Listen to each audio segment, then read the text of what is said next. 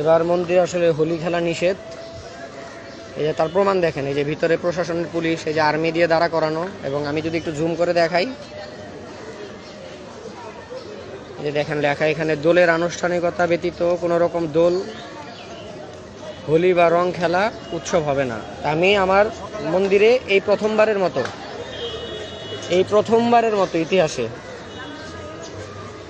আমার বয়স 30 বছর, আমার এই 30 বছরের জীবনে আমি এই প্রথমবারের মতো দেখতেছি যে এবার আমরা মানে হোলি খেলতে পারবো না, এটা নাকি নিষেধ। এখন এই নিষেধটা কার কাছ থেকে? এটা কি সরকারের কাছ থেকে নিষেধ? যদি সরকারের বা প্রশাসনের কাছ থেকে এটা নিষেধ হয়, তাহলে আমি বলবো যে এখানে আসলে আমরা তো আসলে হিন্দুরা এই দেশে নিরাপদ না।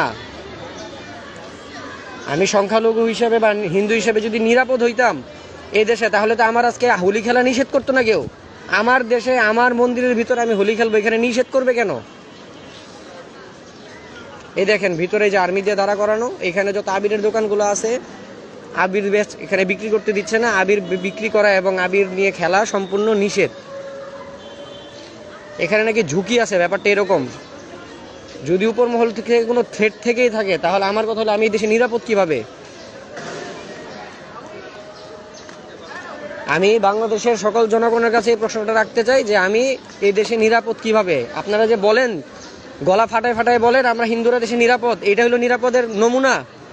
যে আমি আমার দেশে হোলি খেলতে পারতেছি না, রং আবির খেলতে পারতেছি না, আমি আমার ধর্মচর্চা করতে পারতেছি না, আমি আমার ঐতিহ্য পালন করতে পারতেছি না। এই যে দেখেন পুলিশ দাঁড়ানো, ভিতরে আর্মি দাঁড়ানো, ভিতরে নাকি রং খেলতে দিবে না, এবার নিষেধ।